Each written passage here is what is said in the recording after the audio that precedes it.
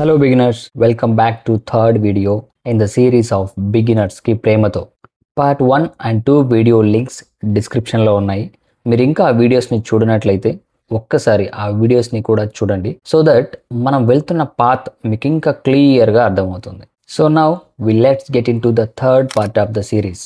ఈరోజు మనం డిస్కస్ చేయబోయే పాయింట్ మీ trading strategies, candle sticks, price action, risk management, ఇంకా ఇలాంటి ట్రేడింగ్ టర్మ్స్ ఎన్నున్నా ఈరోజు మనం మాట్లాడుకోబోయే టాపిక్ వాటన్నింటికంటే చాలా ఇంపార్టెంట్. అదేంటంటే క్యాపిటల్. ఎస్, మనం ట్రేడింగ్కి వాడబోయే మనీ. మాకెందుకు తెలియదు బాస్, ఇప్పటికే చాలాసార్లు యాడ్ చేసాం అండ్ ఆ మనీ ఆల్రెడీ పోయింది కూడా. విషయం ఏంటో చెప్పు అంటారా? చాలామంది ట్రేడింగ్లో మీకు ఎలా ట్రేడింగ్ చేయాలి అని నేర్పుతుంటారు, కానీ ఏ డబ్బుతో ట్రేడ్ చేయాలి అనే విషయం ఎవ్వరూ చెప్పరు. సో మనం ఇప్పుడు అదే విషయం మాట్లాడుకుందాం. క్యాపిటల్ని మనం రెండు రకాలుగా కన్సిడర్ చేయొచ్చు. ఒకటి రాంగ్ క్యాపిటల్, రెండోది రైట్ క్యాపిటల్. ఈ వీడియో అయ్యేలోపు ఈ రాంగ్ క్యాపిటల్కి, రైట్ క్యాపిటల్కి ఉన్న తేడా ఏంటో, ఈ క్యాపిటల్ని మన ట్రేడింగ్ కోసం ఎలా డిప్లాయ్ చేయాలో, అది మన ట్రేడింగ్ కెరీర్ని బిల్డ్ చేసుకోవడానికి ఎలా హెల్ప్ అవుతుందో అన్ని విషయాలు మీకు మీరుగా తెలుసుకుంటారు. So let's dive in. ఒకవేళ మీరు రాంగ్ క్యాపిటల్తో మార్కెట్లోకి వస్తే, మీరు ఎంత మంచి ట్రేడర్ అయినా ఏదో ఒకరోజు ఈ రాంగ్ క్యాపిటల్ ప్రెజర్కి లొంగిపోతారు. ఈరోజు వీడియో చివరి వరకు చూడండి, ఎందుకంటే ఈ ఒక్క నిర్ణయం మీ ట్రేడింగ్ జర్నీ రైట్ వేలో ముందుకెళ్ళడానికి అండ్ మీ కెరీర్ని ట్రేడింగ్లో బిల్డ్ చేసుకోవడానికి చాలా బాగా హెల్ప్ అవుతుంది. నేను మిమ్మల్ని ఒక క్వశ్చన్ అడుగుతాను.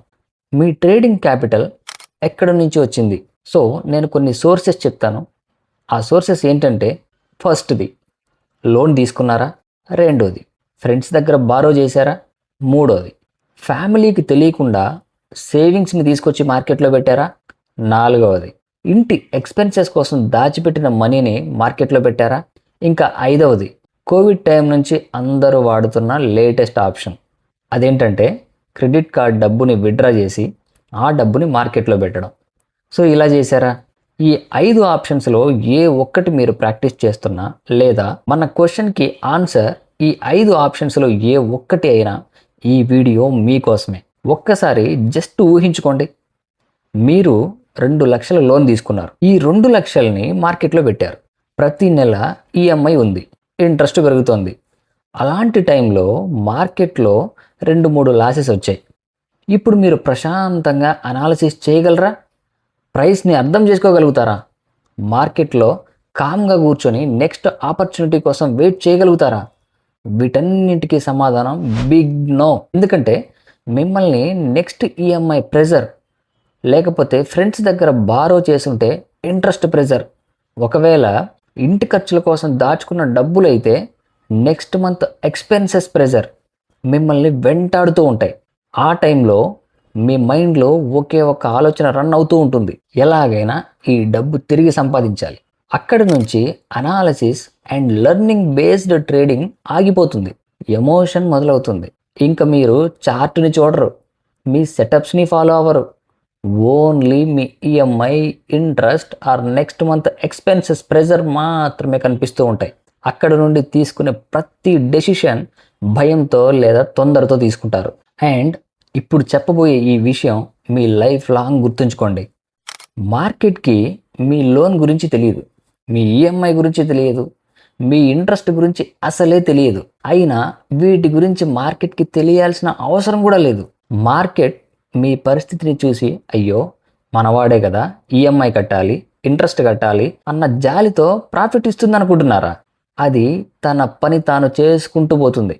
కాబట్టి మీరు కూడా మీ పని సరిగ్గా చేయాలి. అంటే పర్ఫెక్ట్గా 100% ప్లేస్లో 1000% ఎఫర్ట్స్ పెట్టి మీ వర్క్ని మీరు సరిగ్గా చేసినప్పుడే మీరు ప్రాఫిటబుల్ ట్రేడర్ అవ్వగలుగుతారు. ట్రేడింగ్లోకి మీరు తీసుకొచ్చే మనీ లేదా క్యాపిటల్ మీ డైలీ లైఫ్లో మీ ఫైనాన్షియల్ స్టెబిలిటీని, ముఖ్యంగా మీ ఫ్యామిలీని ఎటువంటి ఎఫెక్ట్ చేయకూడదు. అలాంటి క్యాపిటల్నే మార్కెట్లోకి తీసుకురావాలి. సింపుల్గా చెప్పాలంటే ఆ క్యాపిటల్ ఇంటి రెంట్ కోసం పెట్టిన మనీ అయ్యి ఉండకూడదు, పిల్లల ఫీజు కోసం పెట్టిన మనీ అస్సలు అయి ఉండకూడదు, ఎమర్జెన్సీ కోసం దాచుకున్న మనీ కూడా కాదు. మరీ ముఖ్యంగా బారో చేసిన మనీ అస్సలు అయ్యి ఉండకూడదు.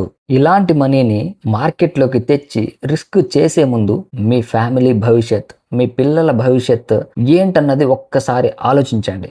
ఎక్కడైనా ఫాస్టెస్ట్ విన్స్ రేస్ అంటారు కదా, కానీ స్టాక్ మార్కెట్లో మాత్రం slow and steady only wins the race. కాబట్టి ఇలాంటి మనీని మార్కెట్లోకి తీసుకొచ్చి ఎటువంటి ఎక్స్పీరియన్స్, ఎటువంటి స్కిల్స్ లేకుండా ఆ డబ్బుని మార్కెట్లో పోగొట్టి మీ ఫ్యామిలీ దగ్గర ఉన్న మీ రెస్పెక్ట్ని పోగొట్టుకోవద్దు. మీ ఫ్యామిలీ భవిష్యత్తు చాలా ముఖ్యం. ఇప్పుడున్న సిచ్యువేషన్ నుంచి బెటర్ చేయకపోయినా పర్లేదు, ఇప్పుడున్న సిచ్యువేషన్ నుంచి ఇంకా దిగజార్చకుండా ఉంటే అదే మీరు మీ ఫ్యామిలీకి ఇచ్చే పెద్ద గిఫ్ట్. కాబట్టి ఫస్ట్ మీ స్కిల్స్ మీద ఫోకస్ చేయండి. ఇవన్నీ ఓకే బాస్, ఇవన్నీ అర్థమయ్యాయి. అయితే మరి ఎలాంటి మనీతో ట్రేడింగ్ చేయాలి? ఈ విషయానికి, ఈ క్వశ్చన్కి నా దగ్గర ఆన్సర్స్ ఉన్నాయి, చెప్తాను, జాగ్రత్తగా వినండి.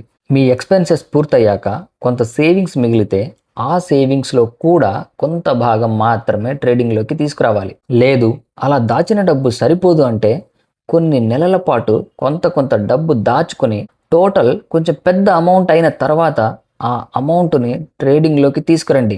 అంతవరకు మీ టైంని లెర్నింగ్ మీద ఇన్వెస్ట్ చేయండి. అప్పుడు ఈ క్యాపిటల్తో మీరు డబ్బు సంపాదించినా సంపాదించకపోయినా, లేదా ఆ డబ్బు మొత్తం మీరు ట్రేడింగ్లో పోగొట్టుకున్నా, మీ డైలీ లైఫ్, మీ ఫ్యామిలీ ఫైనాన్షియల్ స్టెబిలిటీ ఎటువంటి ఇంపాక్ట్ అవ్వదు.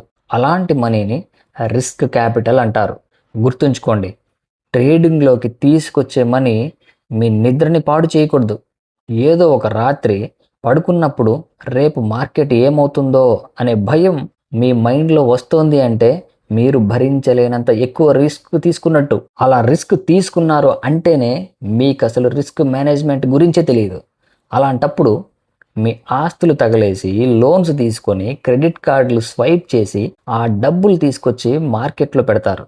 పోనీ ఆ డబ్బులకి ఏమైనా టైం ఇస్తారా అంటే అది కాదు, మీరే టైం సెట్ చేస్తారు.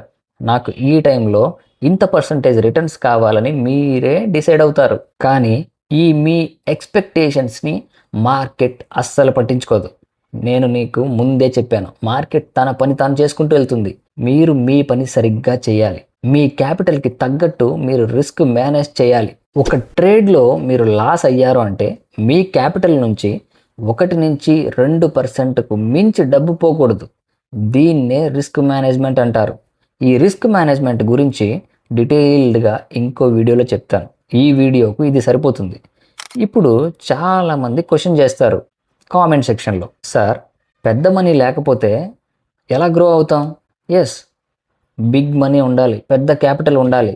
కానీ నీ దగ్గర పెద్ద క్యాపిటల్ని మేనేజ్ చేసే స్కిల్స్ ఉన్నాయా? అండ్ ఆ బిగ్ క్యాపిటల్ని నువ్వు మార్కెట్లో రిటర్న్స్ వచ్చేంత వరకు ఉంచగలవా? లేదు కదా. కాబట్టి దీనికి నా సమాధానం ఏంటంటే, చిన్న క్యాపిటల్తో స్లోగా గ్రో అవ్వడం. లోన్ తీసుకొని ఫాస్ట్గా బస్ట్ అయిపోవడం కంటే 1000 రెట్లు మంచిది. సో మెల్లగా చిన్న సేవింగ్స్ ద్వారా మీ క్యాపిటల్ అరేంజ్ చేసుకోండి. కొంత టైం ఇవ్వండి. ఈలోపు మార్కెట్ ఎక్కడికి పారిపోదు. మనం ఆల్రెడీ ఇదే విషయాన్ని పార్ట్ 2 వీడియోలో చాలా డీటెయిల్డ్గా డిస్కస్ చేసుకున్నాం. ఎక్కడో స్టార్ట్ అయిన మార్కెట్ ఇప్పటికీ రన్ అవుతుంది. సో రేపు కూడా మార్కెట్ ఉంటుంది. ఈ విషయం మనం డీటెయిల్డ్గా పార్ట్ 2లో డిస్కస్ చేసుకున్నాం. మీలో ఎవరైనా ఇంకా వీడియో చూడకపోతే డిస్క్రిప్షన్లో లింక్ ఉంది, go and check it out. So ఈలోపు మార్కెట్ ఎక్కడికి పారిపోదు. మీ నాలెడ్జ్ పెరుగుతుంది, మీ ఎక్స్పీరియన్స్ పెరుగుతుంది, మీ డిసిప్లిన్ పెరుగుతుంది. మీ మనీని మీరే ఎలా మేనేజ్ చేసుకోవాలో తెలుసుకుంటారు. మిమ్మల్ని న్యాచురల్గానే కోటీశ్వరులను చేసే ఈ ప్రాసెస్ వదిలేసి షార్ట్ టైంలో బిగ్ మనీతో ఎక్స్పీరియన్స్ లేకపోయినా, స్కిల్స్ లేకపోయినా రాత్రికి రాత్రే కోటీశ్వర్లు అవ్వాలన్న కోరికతో రాంగ్ ప్రాక్టీసెస్ చేస్తుంటారు. వాటన్నింటినీ వెంటనే వదిలేయండి. ఇప్పుడు మనం డిస్కస్ చేసుకున్నవి మీరు ఫాలో అయితే మీ క్యాపిటల్ న్యాచురల్గానే గ్రో అవుతుంది. ఈరోజు ఈ వీడియో నుంచి మీరు ఏం నేర్చుకున్నా నేర్చుకోకపోయినా ఈ విషయం మాత్రం ఖచ్చితంగా గుర్తుపెట్టుకోండి మీ లైఫ్ లాంగ్. అదేంటంటే, లోన్ మనీతో ట్రేడింగ్ చేయకండి, బారో చేసిన మనీతో ట్రేడింగ్ చేయకండి, ఎమర్జెన్సీ ఫండ్స్తో అస్సలు ట్రేడింగ్ చేయకండి. ముందు మీ జీవితాన్ని స్టేబుల్గా ఉంచుకోండి. అంటే మీ ఫైనాన్షియల్ స్టెబిలిటీని ఫస్ట్ సెట్ చేసుకోండి. ఆ తర్వాత ట్రేడింగ్ జర్నీని స్టార్ట్ చేయండి, అది కూడా చిన్న క్యాపిటల్తో. ఎందుకంటే మార్కెట్లో గెలవాలంటే ముందు మీ మైండ్ ప్రశాంతంగా ఉండాలి. ఆ ప్రశాంతత రైట్ క్యాపిటల్తోనే వస్తుంది. సో మీకు ఈ వీడియో నుంచి రైట్ క్యాపిటల్కి అండ్ రాంగ్ క్యాపిటల్కి డిఫరెన్స్ అర్థమైందని అనుకుంటున్నాను. చివరిగా ఇంకొక మాట చెప్తాను. మార్కెట్లో ప్రాఫిట్ సంపాదించడానికి ముందు మనశ్శాంతిని కాపాడుకోవాలి. ట్రేడింగ్లోకి తెచ్చిన డబ్బు పోతే కొంత బాధ ఉంటుంది, కానీ జీవితం ఆగిపోదు కదా. ట్రేడింగ్లో రిస్క్ తీసుకోండి, కానీ మీ జీవితాన్ని రిస్క్లో పెట్టద్దు. రాంగ్ ట్రేడ్స్ చేయొచ్చు, కానీ రాంగ్ క్యాపిటల్తో ట్రేడ్ చేస్తే మాత్రం ఏదో ఒక రోజు మీ లైఫ్ని మీ చేతులారా మీరే స్పాయిల్ చేసుకుంటారు. అందుకే లోన్స్కి ఇంట్రెస్ట్ కట్టడం కాదు, లెర్నింగ్ మీద ఫస్ట్ ఇన్వెస్ట్ చేయండి. మన లైఫ్ చాలా బెటర్ అవుతుంది. సో మీరు ఎట్టి పరిస్థితుల్లోనూ రాంగ్ క్యాపిటల్తో ట్రేడ్ చేయకండి. రైట్ క్యాపిటల్ని బిల్డ్ చేసుకోండి, రైట్ వేలో ట్రేడ్ చేయండి, అండ్ అక్కడ నుంచి ఆటోమేటిక్గా మీ క్యాపిటల్ గ్రో అవడం మీరే గమనిస్తారు. ఎస్పెషలీ బిగినర్స్ ఇటువంటి మిస్టేక్స్ అస్సలు చేయకండి. మీ దగ్గర స్కిల్ ఉండదు స్టార్టింగ్లో. ఒకవేళ ఏదైనా లాస్ వచ్చినా మీరు మేనేజ్ చేయలేరు, దాన్ని ఎలా రికవర్ చేయాలో కూడా మీకు తెలియదు.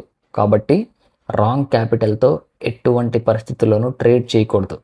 వీలైతే నేర్చుకుంటూ పేపర్ ట్రేడింగ్ చేయండి. ఆటోమేటిక్గా మీ స్కిల్స్ పెరుగుతాయి, మీ మైండ్ సెట్ మారుతుంది, మీ ట్రేడింగ్ విధానం మారిపోతుంది. దాని తర్వాత కావాలంటే మీరు పెద్ద క్యాపిటల్తో ట్రేడ్ చేయండి. వన్స్ స్కిల్స్ వచ్చిన తర్వాత ఏ క్యాపిటల్తో చేసినా నిన్ను ఆపేవాడు ఎవడు ఉండడు మార్కెట్లో. కాబట్టి ఫస్ట్ స్కిల్స్, దాని తర్వాత క్యాపిటల్ గురించి ఆలోచించండి. సో ఇది వీడియో ట్రేడర్స్. ఈ వీడియోని లైక్ చేస్తూ ఇలాంటి మరెన్నో వాల్యుబుల్ కంటెంట్ ఇచ్చే మన ఛానల్ని సబ్స్క్రైబ్ అవుతూ పక్కనే వచ్చే బెల్ ఐకాన్ని కూడా క్లిక్ చేసి ఉంచుకోండి. మన ఛానల్ని మీ friends, family, relatives and trading కమ్యూనిటీస్లో షేర్ చేయండి. ఇంకేదైనా ట్రేడింగ్లో మీరు ప్రాబ్లమ్స్ ఫేస్ చేస్తుంటే వాటిని కామెంట్ చేయండి. తప్పకుండా వాటిని ఫర్దర్ వీడియోస్లో డిస్కస్ చేద్దాం. సో ఈ రోజు నుంచి మనందరం కలిసి నడుద్దాం, కలిసి గ్రో అవుదాం. బిగినర్స్కి ప్రేమతో.